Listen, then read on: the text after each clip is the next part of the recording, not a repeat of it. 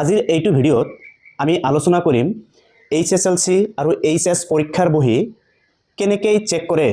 এক্সামিনাৰে কোনজন ষ্টুডেণ্টক বেছিকৈ মাৰ্ক দিয়ে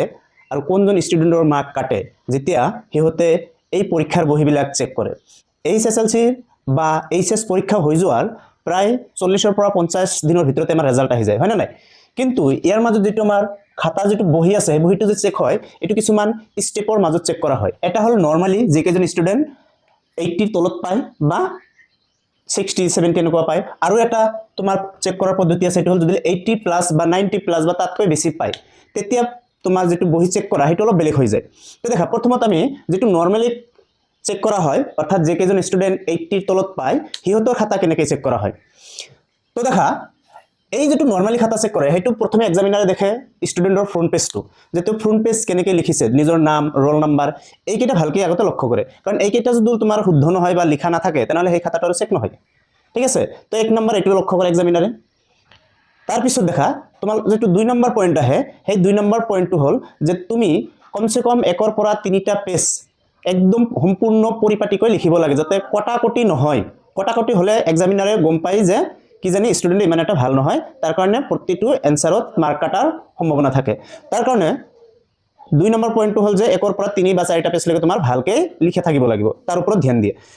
3 নম্বৰ যেটো পইণ্টত ধ্যান দিয়ে হেতু হল যে যিজনে কোশ্চেন আনসাৰ দিছে তো সিৰিয়াল বাই লিখিছে না নাই অৰ্থাৎ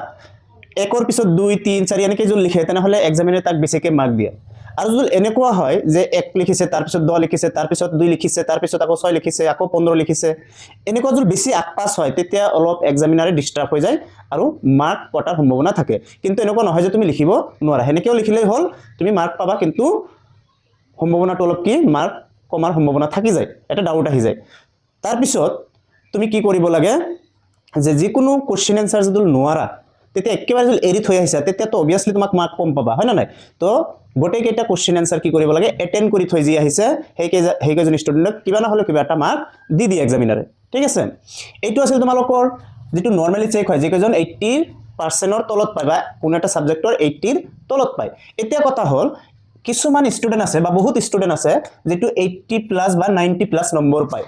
তেতিয়া হিহতৰ বেলেগ কৈ আকৌ চেক হৈ যায় এতিয়া দেখা যেতিয়া তুমি 90 প্লাস বা 80 প্লাস পাবা অৰ্থাৎ 80 প্লাস বা 80 পাবা মানে কি তুমি লেটাৰ পালা হয় না নাই ডিস্টিংশন পালা তো লেটাৰ যেতিয়া মাৰ্ক উঠি যায় লেটাৰ মাৰ্ক উঠাৰ লগে লগে তোমাৰ খাতা কমসে কম 2 পৰা 3 জনৰ বেলেগ ব্যক্তি বা বেলেগ টিচাৰে চেক কৰিব ঠিক আছে তো প্ৰথমে যেতিয়া তুমি 80% পাই গলা বা 80 প্লাস বা 90 প্লাস পাই গলা ঠিক আছে পোৱাৰ পিছত যেটো হেড তোমাৰ যেটো খাতা চেক কৰে তাৰ যেটো হেড এক্সামিনাৰ আছে সেই হেড এক্সামিনাৰে ঠিক আছে হেড এক্সামিনাৰে খাতাটো চেক কৰিব হেড এক্সামিনাৰে যদি চেক নকৰে তেতিয়া বেলেগ এটা টিচাৰে এক্সপেৰিয়েন্স টিচাৰে চেক কৰিব ঠিক আছে তাক ৰেন্ডম চেকিং বুলি কোৱা হয় তো এই যেটো তোমাৰ দুটা চেকিং আছে এই দুটা চেকিংৰ মানে এইটোই হল যে যিবিলাক ষ্টুডেন্টে উচ্চ মাৰ্ক পাব হিহতৰ যাতে মাৰ্ক বিলাক কম বা বেছি নহয় ঠিক আছে আৰু এনেকুৱা যাতে নহয় যে কিছুমান কোশ্চেন এৰি থৈ গোৱা হৈছে বা মাৰ্ক দিয়া হোৱা নাই ঠিক আছে এইবিলাক চেক কৰাৰ কাৰণে কি কৰা হয় তোমাৰ যেটো হুগ্ম নিৰীক্ষণ বা ৰেন্ডম চেকিং আছে এই দুটা পৰীক্ষণ কৰা হয় যাতে ষ্টুডেন্টৰ মাৰ্কটো বেমেজালি নহয় ঠিক আছে তো এইটো কৰা হয় কেতিয়া যেতিয়া তুমি 90 প্লাস বা 80 প্লাস পাবা আৰু ওপৰটো নৰমালি তোমালোকৰ তলত থাকিলে ইমান বাৰে বাৰে চেক কৰা নহয় তো দেখা 90 পালে কিন্তু তোমাৰ এটা একদম জেনুইন মাৰ্ক আহি আছে তুমি নিজে লিখা মাৰ্ক হয় না নাই তো এই দুটা পদ্ধতিৰ জৰিয়তে খাতা চেক কৰা হয় তোমালোকে গম পালা ঠিক আছে